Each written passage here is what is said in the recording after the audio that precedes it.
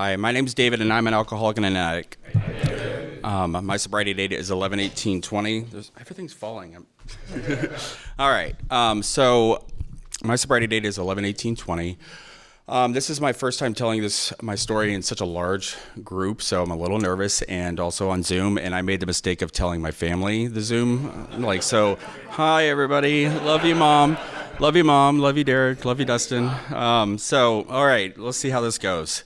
I was born on September 26th of 1985. That's how I knew my sponsor was supposed to be my sponsor, because it's my belly button birthday. I was born in Beatrice, Nebraska, to my mother, Jeannie, and my father, Bruce. My mother's a nurse, and my father was a cop. So looking at out at our family, we were just kind of like the American dream for a family. I have two brothers, one older, one younger, and we had a fairly normal childhood. My mother is a very loving mother, so is my father.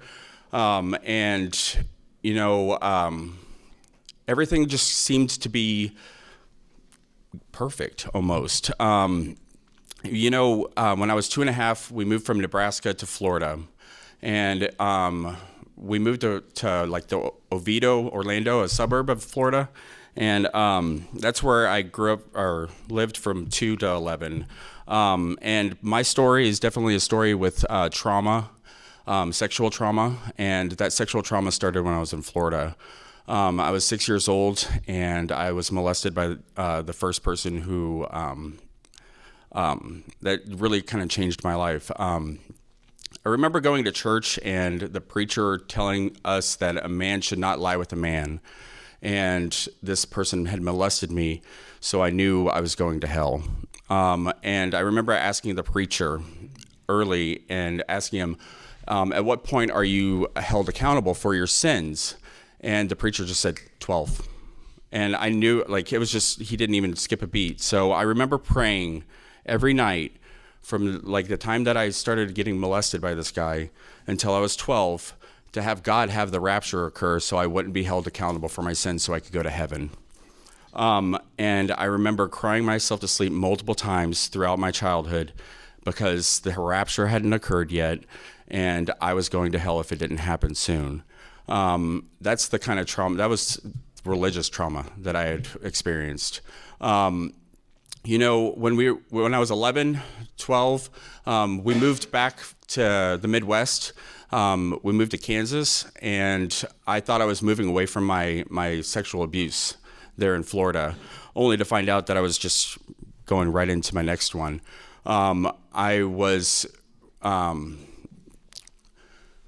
at basketball practice, and my mom and my dad were very busy people, and there was a guy who offered to give me rides home from basketball practice, and it just seemed like we were in small town Kansas.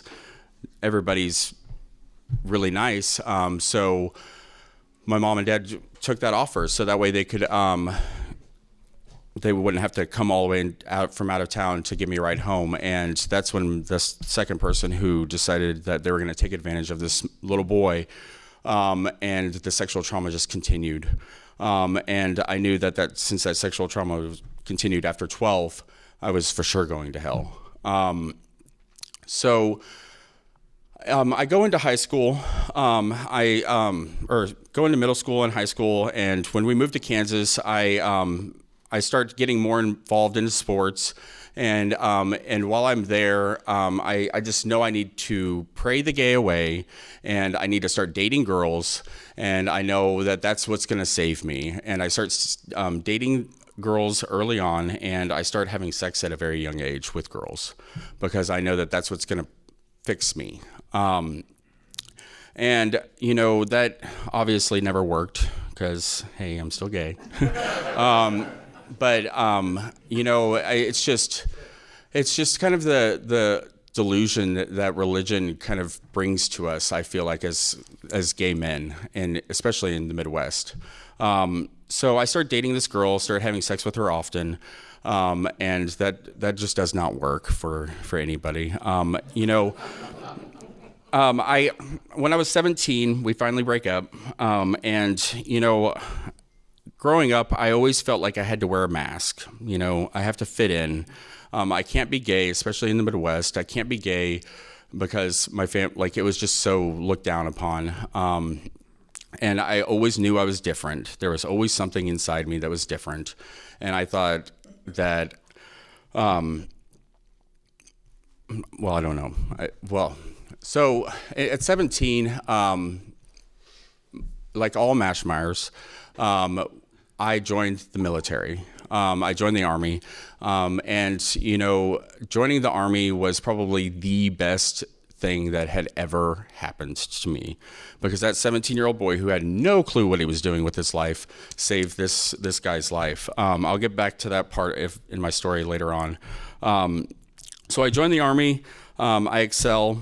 I go to basic training between my junior and senior year of high school, and then after I graduate from high school, I go to AIT, which is Advanced Individual Training, and I excel there as well. I got to shoot rockets, so that was really, really cool once a year. The rest of the time, I call it a professional janitor. I get to clean the barracks and clean the areas that we do drills in, and but the rest of the year is just really not all that great. I go to college. I go to K-State, and I'm following in my older brother's footsteps because I always have looked up to him. And I go to K-State and try to get I dive into school, and I do really well my first year. And but then I joined a fraternity, and this is when my drinking career kind of really starts, because I was such a good kid throughout my childhood. I was almost annoyingly good. I go to K-State, I join a fraternity, and that's when I really start seeing my alcoholism come to fruition. On initiation night, I get so drunk that I get alcohol poisoning. And I feel like I had chosen at that time, I was only 18 years old, and since I had gotten alcohol poisoning, I'm not of age to be able to drink. I can't drink. I'm not going to be able to do that. So I make a firm resolution. I'm not going to drink for 6 months, and I do it. So that's the first time that I really make a firm resolution to not drink. I'm able to do it, so I'm not an alcoholic, right? So since I'm able to stop drinking for such a long period of time, I don't really feel like I have a problem. So I start drinking again. The drinking slowly builds up, and I start going to Kansas City, where the closest really gay bar is. And I go into this gay bar, and I remember going in there and just feeling like I have arrived. I am home. I'm around people who are like me. I'm around people who love me, and all we ever want to do is drink. So I start going to the gay bars often. Every weekend, I'm going to Kansas City, and every weekend starts turning into Friday, Saturday, Sunday, then Monday. And then I'll go on Thursdays because I don't need to go to class on Fridays. And I'll start drinking Thursday, Friday, Saturday, and then Sunday. And I know I need to come home, but I don't want to leave this place that makes me feel so at home. This is when I start finding not only just alcohol, but I start finding other things. And a lot of people in Kansas City at the gay bars, they like to do coke, and I'm adamant against doing drugs, not doing drugs, and I think people who do drugs are kind of trashy at the time. And I'm just a drinker. I'm not. This is above me. But my best friend, I knew he liked to go. He liked to do coke. So after many months of me saying no, I'm never going to do that. I finally just one night decided to just try it. And again, that feeling of euphoria, that feeling of something like just taking a hold of me, I can't stop. I start just going to the bars. I drop out of school. I moved to Kansas City to chase after a boy. And I'm living there. I'm going to the bars almost every single night, and I don't have an ID yet, but I know the people who can get you in because I'm only 20 years old at the time. And my drinking career just takes off. And I just can't stop. And like I start doing the coke, and the coke turns into meth, and meth just absolutely starts taking a hold of my life. And I remember early on when I started doing meth, I was so afraid of catching HIV that I knew I needed to stop doing these drugs and drinking so much alcohol. And so I moved to Wichita because that's where my older brother lives now. And I'm going to move in with my little brother, and we get an apartment there. And I think that moving is what's going to save me because I'm not an alcoholic, I'm not an addict, I just am hanging out with the wrong people. So I moved to Wichita, and Wichita is just such a trashy little town that, I think that I'm getting away from all these bad people, but just I find the worst people. And that's when I start dabbling into meth a little bit more. My drinking just gets even worse, and I know that I need to get out of there. And so what do? I move back to Kansas City. My first time going to treatment was when I was 25. I go to Valley Hope in Atchison, Kansas, because I'm dating a guy there in Kansas City, and he's sober, and I'm just ruining my life. I'm ruining his life. I checked myself into treatment, and I know I'm only 25 at the time. So, and I don't have an alcohol problem. I have a meth problem now. So I just need to fix my meth problem. So I go to treatment, and I have all this fun that I still need to be able to have because the bar is where I have found my home. And this is where all my people are. So I can't not go to the bars. So I go to treatment with only the intention of fixing my meth problem. That worked out really well. So I got sober for like 2 months, and I relapse on meth real quick because I don't stop drinking. And that, like, my life just starts to spiral more and more. And I go like 3 months without doing meth, and then I'll relapse on it. I'll go 2 months without doing meth, and then I'll relapse on it. I'll go 1 month without doing it and relapse on it, and then it just becomes every other weekend, every weekend. And then when it starts to go every weekend, it was Monday or Thursday, Friday, Saturday again, like how it started to go before. So it was around 2015, or it was the Christmas of 2014. I was still living in Kansas City at the time, and my older brother and younger brother had already moved to Texas. They had both come up for Christmas, and they both had a surprise for the family. And they both told me and my family that they're both expecting. They're 2 weeks apart, and they both look at me right after they both announced that they're both having 2 boys. And they look at me and they're like, "When are you coming to Texas? I have a problem. I can't stop doing drugs. I'm moving to Texas," because that's what you do. You run from your problems. And I think that moving to Texas is going to solve my problems. And little did I know that moving to Dallas, meth capital of the world, was like probably the worst idea ever. I moved to Texas, and I stayed sober for maybe 2 weeks. I start working at Tallywhackers. Does anybody remember Tallywhackers? Come on now. Like, I had no intentions of staying sober, clearly. So I start working there. I moved down here with my best friend, Derek Ewell, and he has passed away since, so I can say his last name. But I moved here in 2015. It was June 24th, because I remember that day like it was yesterday, because on June 25th, my nephew Lincoln was born. And that's also my mother's birthday.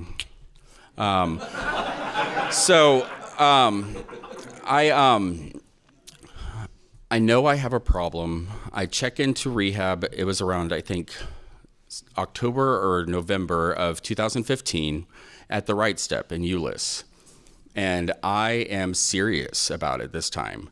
I know I can't drink. I know that leads me to these roads of sprees. And I dive into a program of NA at the time. And I get a sponsor. I'm doing the work, and I also get a really great job. I'm a assistant general manager of this restaurant over in Watauga, Texas, but I'm working like 70 hours a week.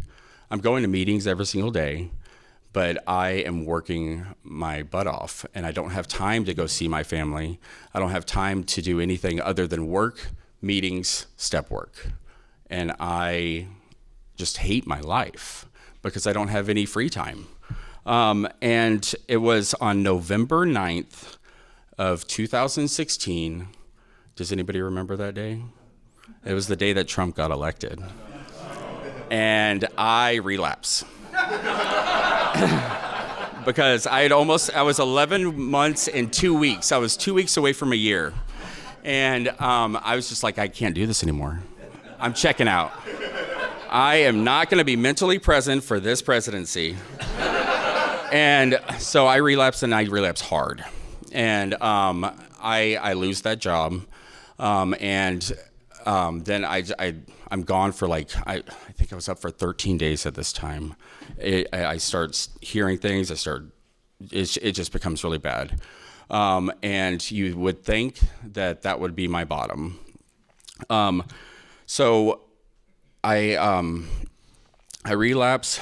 I have to move out of the place that I'm living at. I have to move in with my mom, and my mom has just recently moved down to Texas. She was the director of nursing at an assisted living and nursing home. She has a 2-bedroom apartment at this place at the facility, and that's where I have to move. I'm 35 years old living in an assisted living home. That's not my bottom, though. Me and my mom lived there for, I don't know, it was a couple of months. You'd think that would kind of straighten me up. And then while we're waiting for her house to be done being built, and we move into her house, I live up in Decatur, Texas for 6 months. And, I actually really loved it up there because I got to spend that time with my mom. I'm sober from meth. I'm start dabbling into alcohol while I'm up there, not working a program. And I've been up there for 6 months. I haven't done meth for that long. So I'm good. I'm good. I can go move into my own apartment now. I moved to Irving, Texas, and into my own apartment. And I get a new job while I'm up in Decatur. I work for Sprint, and I'm able to. I'm already driving an hour every day for work because I work in Colleyville. So I moved to Irving, and then, I'm not. Sorry, I'm not working a program at all, and I go out drinking, and then I find myself at Bliss, and then I find myself a boy that needs saving, and I take that boy home. And he was homeless. He needed a place to stay. He was only supposed to stay for two days. 6 months later, he's still in my apartment. He was an everyday user. I didn't know that everyday using was even possible for me until I met this guy. And then I start diving deep into my addiction. Really, really bad. I start doing things like there's this red line that I swear I'm never going to cross for the longest time. And that red line just keeps getting further and further and further away. And, I finally am able to get away from this guy when I moved into an apartment that you know how we are. We can be so manipulative. We can just tell our families, this is what I need to do so I can stay sober. I convinced my mom to help co-sign me for an apartment in Fort Worth. She's okay with that because it's closer to her. I move into this apartment, and I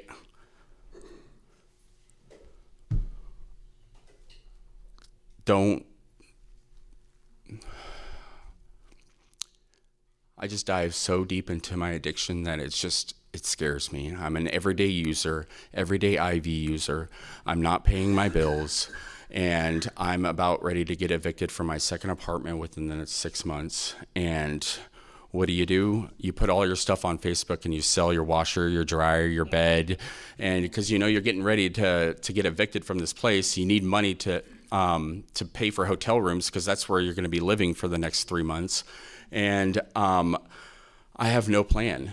I buy my first ounce of dope, and I move into the Days Inn on Market Center. That was my home for a while. And then my life just gets so crazy. My life gets so crazy that I have no way out. I'm that red line. I swear I'm never going to sell my body. That line gets crossed. I swear I'm never going to sell drugs. That line gets crossed. I swear I'm never going to steal things from other people. That line gets crossed. So I'm living in hotel rooms for the next 3 months. I have 2 dogs, 2 large dogs. Those 2 dogs don't deserve the life that I was giving them, but they saved my life because I couldn't give them up because they were my babies. And, you know, I hate the fact that I had to put them through that, but they gave me responsibility because they never missed a meal. I would steal dog food from places. I would steal dog food from Walmart, from the gas stations, because I knew that they never missed a meal. I missed plenty of meals during this time, but I still tried to give them the best I could, which wasn't adequate at all. So I'm living in hotels. I'm selling my body, and then I meet this guy who becomes my kind of sugar daddy, the one and only. And he puts me up into an apartment, and I feel like it's off of Caruth Haven Lane, and I finally have an apartment, and it's a townhouse. And now I have money again. This guy is giving me plenty of money. I'm still selling drugs, and I feel like I finally can do this, you know, because I'm in an apartment again. And then I meet a boy in Wichita Falls who I had been talking to online, who's getting ready to get evicted from his place, and I, Mr. Captain Save-A-Ho, have to go save him. So I drive up to Wichita Falls and go get this guy. And I'm an escort. I'm selling drugs. I can't be in a relationship because I know myself better. And I tell this guy, I'm like, I'm going to help you. I'm going to help you get on your feet, but we're not dating. We cannot date because the line of work I'm in. 2 weeks later, we make it official, and I fall so hard for this guy, and he teaches me a life that I never thought I would be able to partake in.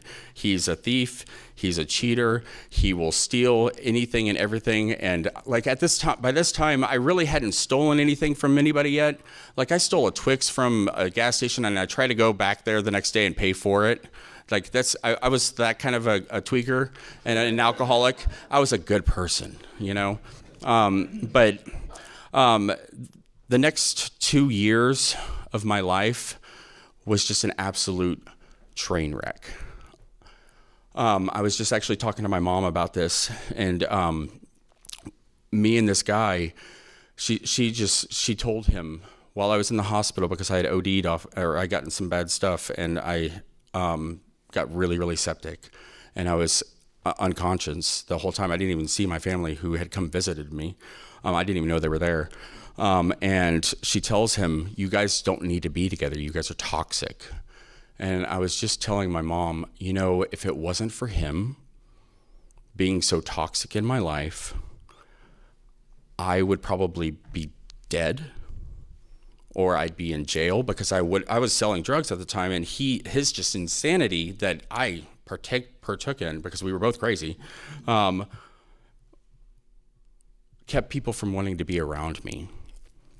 and that in a way saved me, because people didn't want to come buy drugs from me. People didn't want to come be around me. So my business that I was so proud of was dwindling. So I wasn't making as much money. And it's just that the insanity just started to just get so incredibly toxic that we would surround ourselves with people who were just not good people. I still had a car at the time, so by this time, we were living just on the street on Bowser. I was living over at 5000 Bowser. Anybody know about that place? I call it Crackville. And I got my car stolen for the first time. I was a dealer.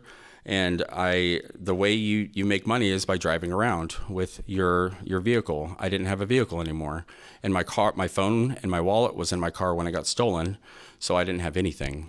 I had insurance on my car, but no Enterprise wouldn't, like, you should have seen me at the time.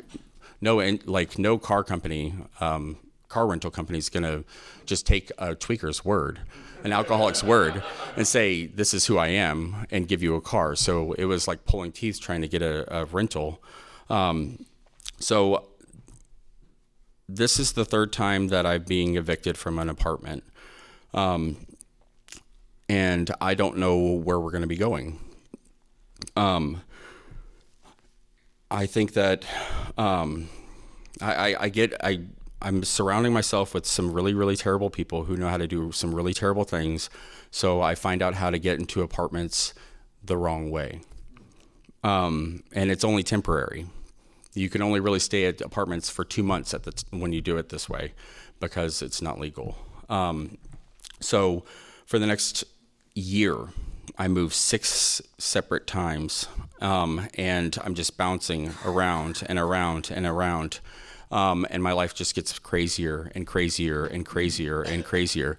At the very end of my addiction, just to kind of give you an idea of how crazy our lives had gotten, I was living over in Old East Dallas, off of Fitzhugh and Tremont, and I had gotten into the profession of stealing cars. And this is something that I'm not very proud of, but my boyfriend at the time had stolen a car. He had warrants out for his arrest. He was in that stolen car, and he was over at a game room, and he had called me, and he said, please come meet me here because I'm scared. I'm about ready to get arrested. Well, he's in a stolen car. Of course he's about ready to get arrested. And, me being the good alcoholic and addict, I say, I'll be right there. 3 hours later, I am at my apartment, and I get lost, we don't know how to tell time when we're in our addictions and our alcoholism. And he comes by there, and he breaks the last window in that apartment because all the rest of them are broken. And they're boarded up, and I just had lost it. I run outside, and he was just irate.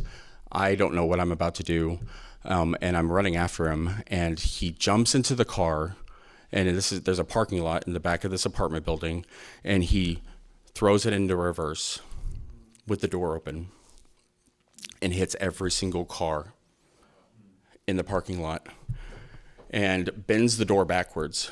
And then he puts it in drive, trying to bend the door back, and by hitting all the cars again. And then he flips it into reverse again and hits every single car for a third time, jumps over the last car,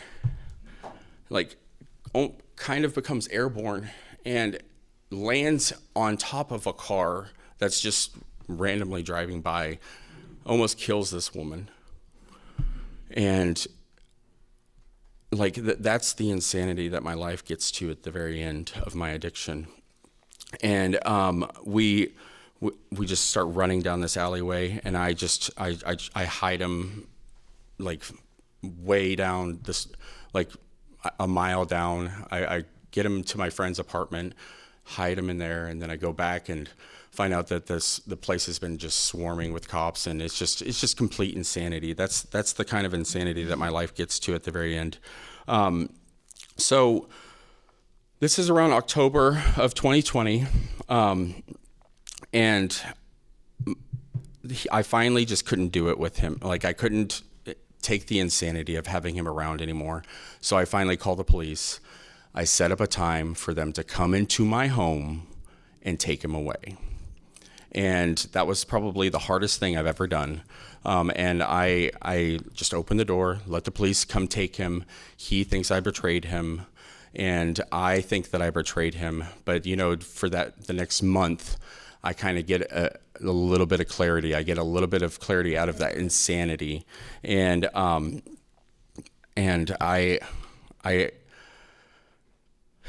don't let him get out of prison for 28 days, and I finally go bail him out. And I'm bailing him out on November 19th. But the day before, I get a call from my mom, or a text from my mom saying, "Congratulations, David, you're going to be an uncle again." And I felt this small, because I had been, I have 6 nieces and nephews. I had been present for all of them. All of their pregnancies. I got to see my sister-in-law's stomachs that grow. I got to feel the babies kick, except for this last one. And I remember hearing that she was pregnant months and months and months ago, but I completely forgot, because that's just what we do. We don't really care about anything but numero uno. And my mom texted me and said, "Hey, you're going to be an uncle today." And I say, and it just kind of wakes me up. I'm like, holy shit. And I text her back and I say, "I want to meet her." And she's like, hold on. You can't go there. It's during COVID. You need to wait until this weekend. We'll get you out here, and you have to wait until she gets out of the hospital. So it's November 18th of 2020. I have no intentions of staying sober. But I know if I get high between that Wednesday and that Saturday, I'll never meet her. And so I don't use. I don't use at all. And that's only because, by the grace of God, that I didn't use for those 3 days, because I hadn't been able to string 3 days together for the life of me, even if I tried. So I have no intentions of getting sober. I just want to go meet this little girl. And my friend is driving me from my apartment, and my older brother and my sister-in-law they're going to meet us halfway. And they meet us halfway, and we're transferring cars. And I'm looking at my friend at the time while we're putting my bags into my brother's van at the time. And I just kind of make eye contact, and I'm like, I think this is it. I have a window of opportunity. And he just sees it in my eyes. He texts me after he drops me off. He's like, "I'm never going to see you again, am I?" And I said, "I don't know." And I have no intentions of getting sober yet, but I can feel it. I've been sober for 3 days, and I get to go meet this little angel. Her name's Charlie K. And it was on November 22nd, and I still have the notebook that my mom and I wrote out my plan. Because I do a kind of a reverse intervention. Because my family's been telling me there's this rehab that we can send you to. There's this rehab. Everything's taken care of for the last year. I sit my family down and I say, "Hey, is that still on the table? Because I think I'm ready." So, and it's just, I have no clue what I'm going to be doing. So I have my cousin who works at this treatment facility. It's in Baton Rouge, Louisiana, and it's called St. Christopher's. It was November 22nd that I had made that decision that I'm going to change my life. On November 23rd, my mom and my dad and my family, they just trust in God and send me back to my apartment to pack it up. On November 24th, my dad and my younger brother, Derek, come there, load everything up in a U-Haul, and it's all that stuff still in a storage unit. That's going to be a fun one to unload.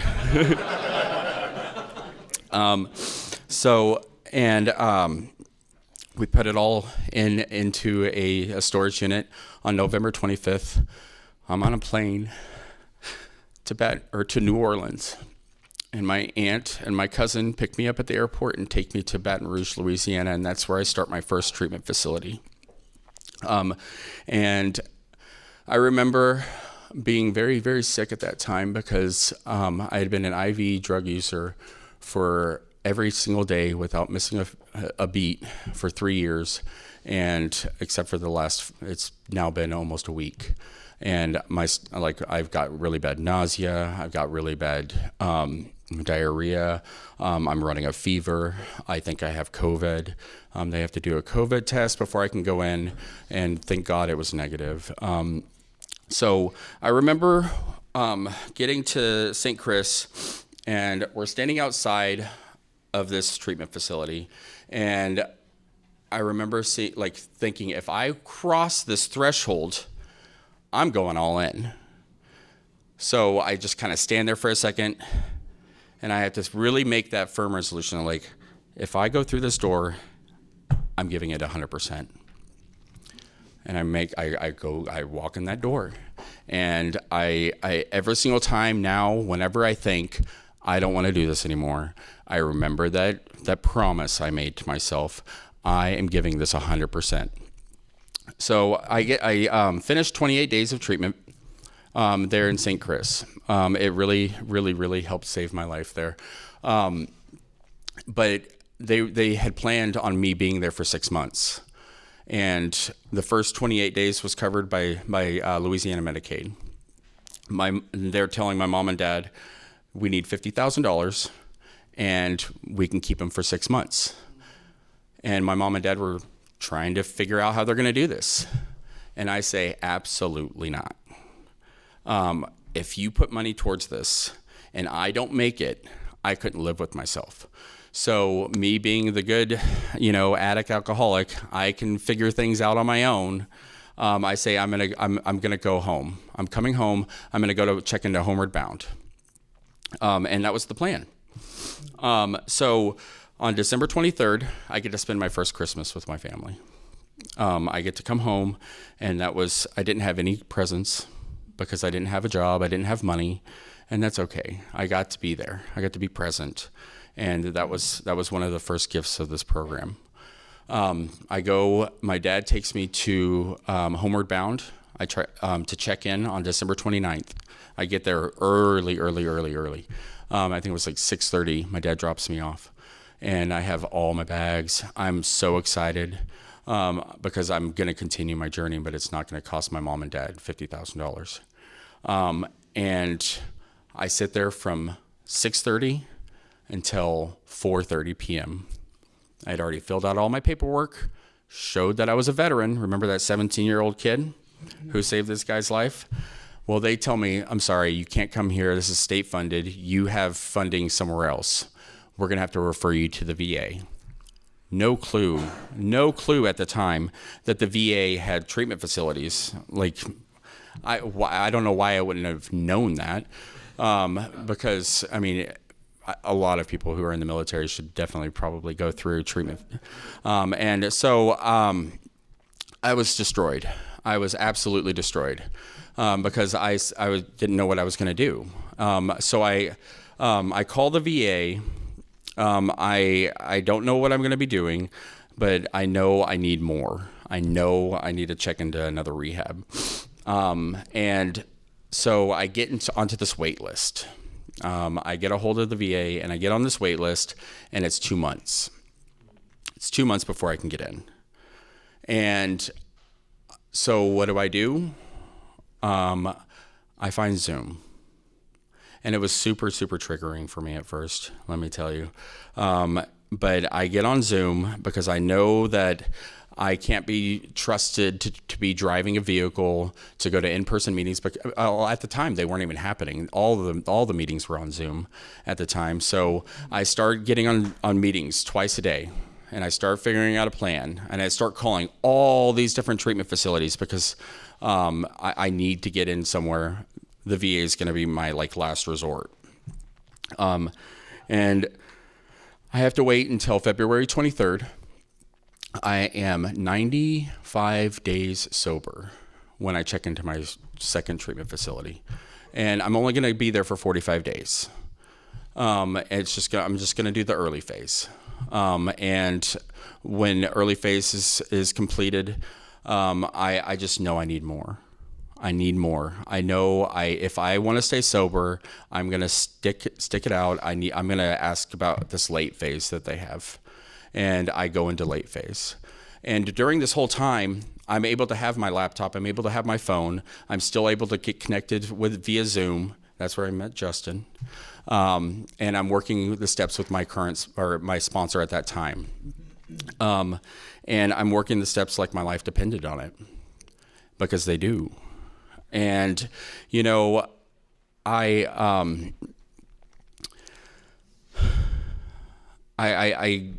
finished late phase, and I find out about PTSD. They have a PTSD program. And after 90 days of being up there in Bonham, Texas, I enroll into the PTSD program. I get to stay up there for nearly 5 months and get some of the best care I've ever had to allow myself to heal. I check out of treatment scared out of my mind, not knowing what I'm going to do.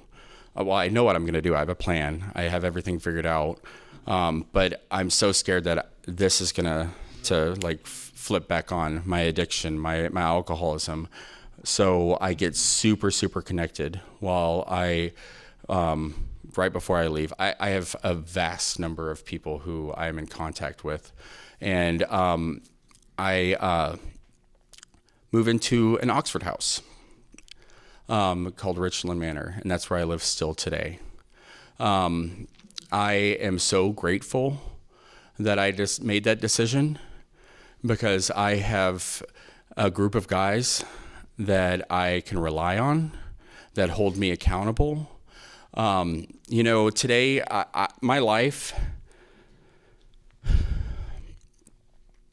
I didn't think I could ever get a life that I have today. I'm working the steps again with my sponsor. I'm involved with my family. I get to buy presents for them, my nieces and nephews. I get both my dogs living with me. They're at the Oxford house. I get to give them the life that they deserve. And, I'm just so absolutely incredibly thankful for AA. I'm incredibly thankful for CMA. I'm incredibly thankful for my sponsor. I am working the steps, and Justin, you need to just make sure that you're ready for me, because I need you just as much as you need me. Today I have 4 sponsees that are all actively working their steps. And, I remember back in January, I was training for a half marathon. That's what I get to do these days. I get to run. I love to run. And I had torn my calf muscle when I was training. And I thought, what am I going to do? And I prayed about it. And I had just recently been able to start raising my hand saying I'm available to sponsor. And I remember praying to God saying, what am I going to do now that I don't have running as an outlet? And God said, here you go. So I have 4 sponsees that are absolutely fantastic. I love meeting with all of them. 3 of them are here today, and I just absolutely adore you guys. You guys really do keep me sober. I didn't understand that until now. So thank you. Thank you, Justin. Thank you all for giving me this opportunity for speaking here today. And my name is David, and I am an alcoholic and an addict.